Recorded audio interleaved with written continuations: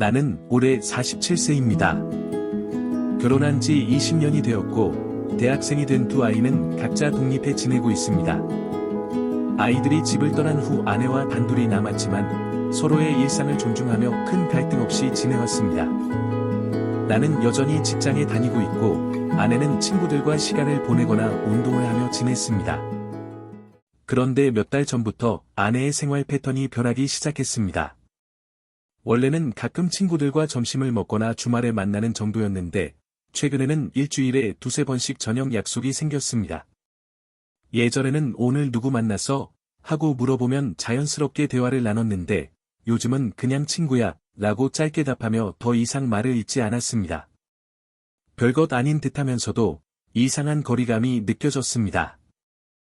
나는 애써 모른 척하려 했습니다. 사람은 변할 수도 있고, 아내도 아이들 뒷바라지하며 살다가 이제 자기 삶을 즐기는 거겠지 싶었습니다. 하지만 이상한 낌새가 계속 머릿속을 맴돌았습니다.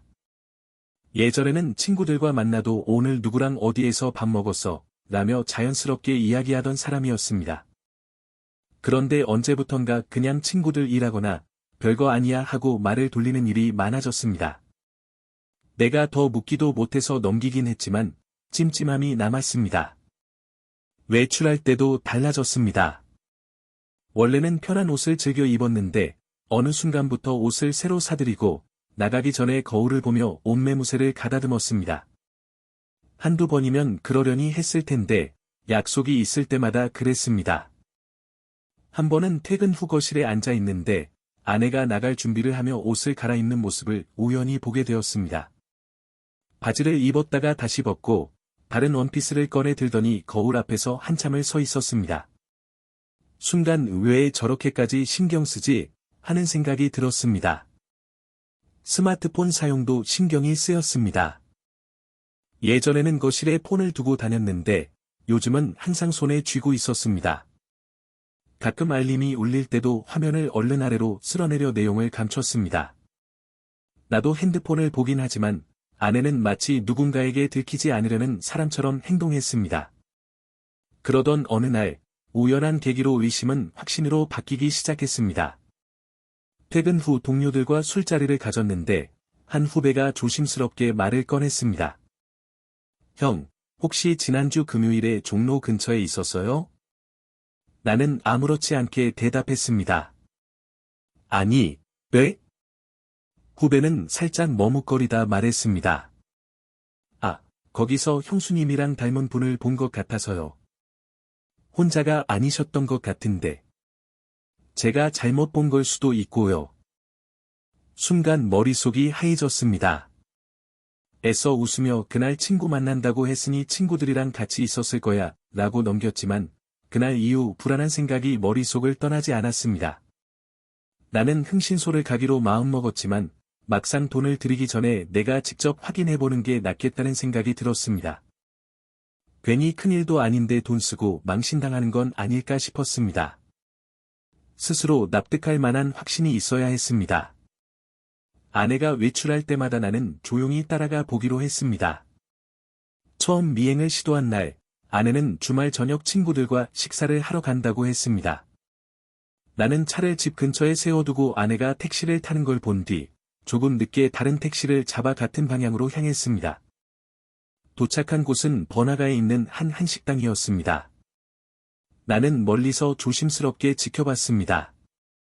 그리고 잠시 후, 아내는 정말로 친구들과 만나는 것이 확인되었습니다. 익숙한 얼굴들이 보였고, 그 자리엔 남자는 없었습니다.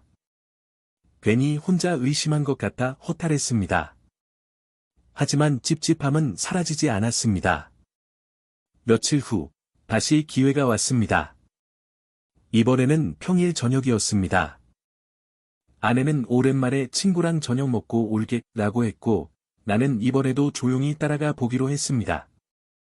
아내는 집에서 나와 차를 몰고 시내 쪽으로 향했습니다. 나는 멀찍이 뒤따르며 신호에 걸리지 않도록 조심했습니다. 그런데 예상치 못한 변수가 생겼습니다. 차가 막히는 구간에서 나는 신호에 걸려 멈췄고, 아내의 차는 그대로 출발했습니다. 신호가 풀리자마자 급하게 따라갔지만, 어느 순간 아내의 차가 사라지고 없었습니다. 어디로 갔는지 감을 잡을 수 없었습니다.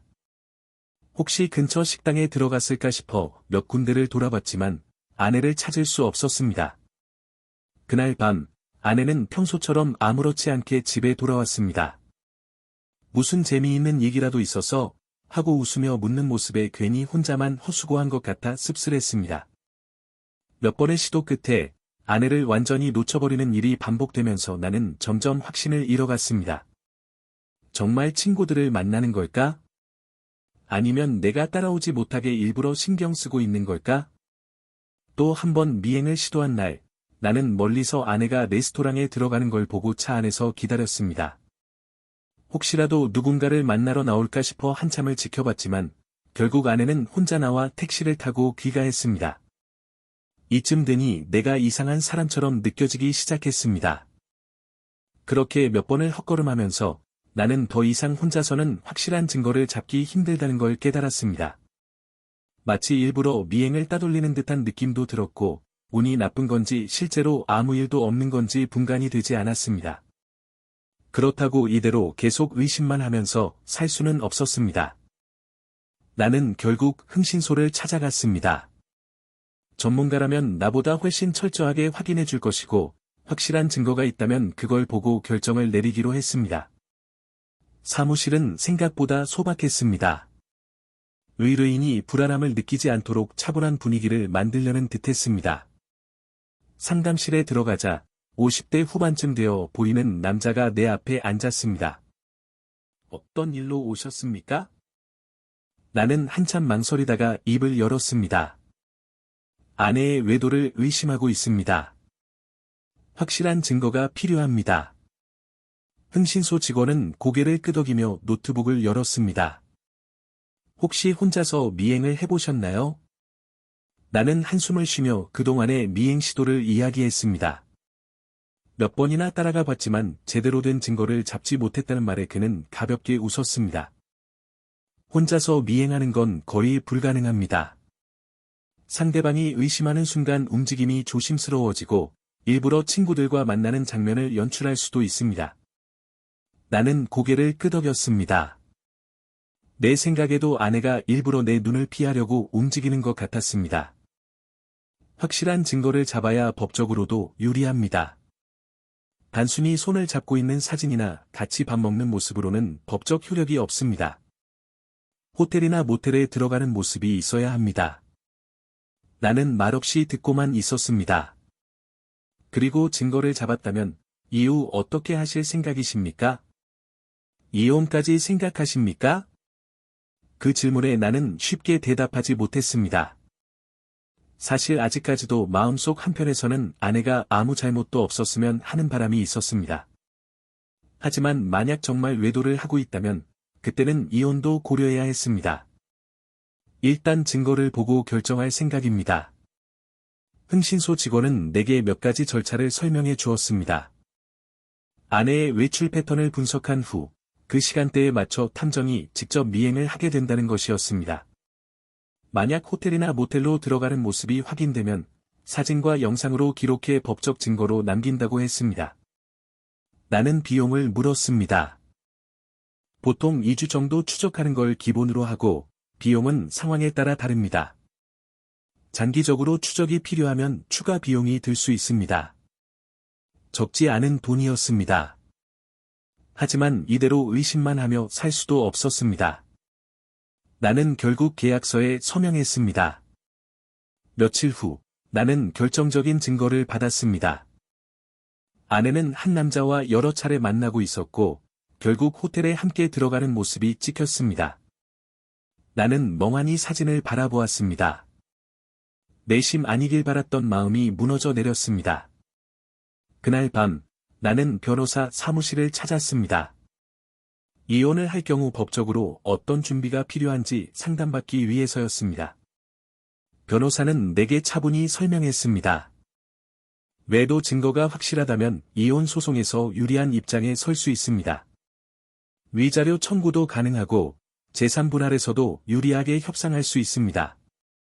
다만 혼인 기간 동안 형성된 재산이 많을 경우 기여도에 따라 재산을 나누는 과정이 필요합니다. 나는 가만히 듣고만 있었습니다. 또한 아내의 외도 상대에게도 상간남 소송을 제기할 수 있습니다. 정신적 피해에 대한 위자료를 청구하는 것이죠. 보통 1천만 원에서 3천만 원 선에서 판결이 나는 경우가 많습니다. 나는 고개를 끄덕였습니다. 이제 선택해야 할 때였습니다. 나는 이혼을 할 것인가, 아니면 이 사실을 덮고 계속 살아갈 것인가. 어떤 선택을 하든 이제 예전으로 돌아갈 수는 없었습니다. 며칠 동안 나는 혼자 고민했습니다. 손에 쥔 증거가 너무나 확실했기에 더 이상 의심할 필요조차 없었습니다. 아내는 나를 배신했습니다. 그것도 단순한 감정적인 실수가 아니라 의도적으로 나를 속이고 오랜 기간 동안 다른 남자와 관계를 이어왔습니다. 하지만 막상 아내를 마주하면 아무 말도 할 수 없었습니다. 20년을 함께한 사람이었습니다. 아침마다 함께 눈을 뜨고 아이들을 키우고 좋든 싫든 서로의 인생을 공유하며 살아온 사람이었습니다. 그런 아내에게 어떻게 이걸 꺼내야 할까? 어떻게 이야기해야 내가 덜 초라해질까? 그렇게 며칠을 끌다가 결국 결심했습니다. 퇴근 후 나는 평소처럼 거실에 앉아 있었습니다. 아내는 부엌에서 저녁을 준비하고 있었습니다. 평소처럼 아무렇지 않은 표정이었습니다. 우리 얘기 좀 할까? 내 말에 아내가 고개를 들었습니다. 순간 아내의 눈빛이 흔들리는 걸 느꼈습니다. 무슨 얘기? 나는 천천히 흥신소에서 받은 서류를 테이블 위에 올려놓았습니다. 아내는 손을 닦으며 다가와 서류를 내려다봤습니다. 그리고 그 순간 얼굴이 굳어졌습니다. 이게 뭐야? 너도 알잖아. 아내는 손을 떨며 서류를 한 장 넘겼습니다. 거기엔 아내가 다른 남자와 함께 있는 사진, 호텔에 들어가는 사진이 있었습니다. 나는 아내가 뭐라고 변명할지 기다렸습니다. 잠시 정적이 흐른 뒤, 아내가 작게 중얼거렸습니다. 아니, 그래서 나를 그렇게 몇 주간 미행한 거야? 너 내가 따라간 거 알고 있었구나? 일부러 철저하게 숨긴 거야? 돈 좀 썼어. 너가 하도 철저해야 말이지. 바람도 머리가 좋아야 핀다더니 꽤 머리 좀 썼더라? 아내는 입술을 깨물었습니다. 그러더니 갑자기 헛웃음을 지으며 말했습니다. 철저하게 숨긴다고 숨겼는데. 나는 헛웃음을 지었습니다. 뭐? 그게 지금 나한테 할 소리야? 할 말 없어. 내가 다 잘못했어. 그래서?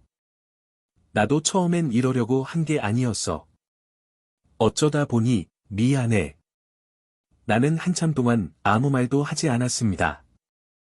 화를 내야 하는데, 소리를 질러야 하는데, 막상 닥치고 나니 무슨 말을 해야 할지 알 수 없었습니다. 이혼을 준비할 거야. 우리 나이가 아직 창창한데 너랑은 이제 못 살겠다. 나는 담담하게 말했습니다. 아내는 내 말을 듣고 한참을 조용히 있었습니다. 그래도 우리가 20대 때부터 지내온 세월이라는 게 있는데. 나는 조용히 아내를 바라보았습니다.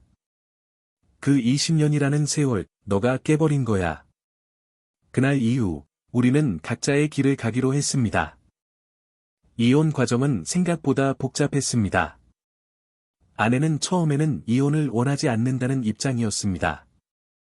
하지만 내가 법적 절차를 진행하겠다고 하자 더 이상 반박하지 못했습니다. 변호사를 통해 협의 이혼을 제안했지만 나는 상간남 소송도 함께 진행하기로 했습니다. 내 가정을 무너뜨린 상대에게 책임을 묻고 싶었습니다. 변호사는 상간남에게 위자료 청구를 할 수 있다고 말했습니다. 보통 1천만 원에서 3천만 원 정도의 위자료가 책정된다고 했습니다. 나는 소송을 진행하기로 결정했습니다. 재산분할 문제도 있었습니다. 결혼 후 함께 모은 재산은 반으로 나누는 것이 일반적이지만 아내의 명백한 혼인 파탄 책임이 있는 만큼 내게 유리한 조건으로 협상이 가능했습니다. 변호사는 아내의 외도 증거를 법원에 제출하면 내가 재산 분할에서 좀 더 많은 부분을 가져갈 가능성이 크다고 했습니다. 소송이 진행되는 동안 아내와 나는 같은 집에 살면서도 단 한마디도 하지 않았습니다. 모든 대화는 변호사를 통해 오갔습니다. 결국 아내는 상간남과의 관계를 인정했고 상간남은 위자료를 지급하는 것으로 결론이 났습니다. 재산 분할에서도 내 입장이 어느 정도 반영되었고 우리는 이혼했습니다. 이혼 서류에 마지막으로 도장을 찍는 순간 나는 생각보다 덤덤했습니다. 20년을 함께한 사람이었지만 이제는 남이 되었습니다. 아내를 사랑했던 시간들이 거짓은 아니었겠지만 이제는 그 시간들도 내 과거일 뿐이었습니다. 나는 문을 나서며 마지막으로 아내를 바라보았습니다. 그 새끼랑 잘 살아라. 아내는 대답하지 않았습니다. 나는 조용히 집을 나섰습니다. 이혼 후 우리는 완전히 남이 되었습니다. 나는 집을 정리하고 작은 아파트로 이사했습니다. 아이들은 이미 독립했기 때문에 혼자 사는 것이 당연했지만 막상 집에 혼자 있다 보니 적막함이 낯설었습니다. 아침에 일어나면 조용했고 퇴근하고 돌아와도 반겨주는 사람 없이 불 꺼진 집이 나를 맞이했습니다. 처음엔 해방감도 있었습니다. 더 이상 아내를 의심하지 않아도 되고 속을 끓이지 않아도 되니까. 하지만 시간이 지나면서 점점 외로움이 찾아왔습니다. 주말이면 습관처럼 TV를 보다가도 옆에 아무도 없다는 걸 깨닫고 한숨을 쉬곤 했습니다. 퇴근 후 예전에는 오늘 저녁 뭐 먹을까 하며 가볍게 나누던 대화도 없었습니다. 회사 동료들과 가끔 술을 마시고 아이들과 연락을 주고받았지만 결국 집에 돌아오면 혼자였습니다. 아내는 어떻게 지낼까 하는 생각이 들 때도 있었습니다. 하지만 먼저 연락할 일은 없었습니다. 한편 아내는 이혼 후에도 그 남자와 계속 만났습니다. 처음엔 나에 대한 죄책감 때문인지 조심스러워 보였지만 결국 그와 함께 사는 걸 선택했다는 이야기를 아이들 통해 들었습니다. 하지만 그들의 관계도 오래가지 않았습니다. 아내는 처음엔 자유를 얻은 듯했지만 막상 현실은 달랐습니다. 내가 있을 때는 당연했던 것들이 하나둘 불편하게 느껴지기 시작했습니다. 생활비 걱정을 해야 했고 크고 작은 문제들이 쌓여갔습니다. 상대 남자는 아내를 끝까지 책임질 사람이 아니었습니다. 결국 몇 년 후 둘은 헤어졌다고 했습니다.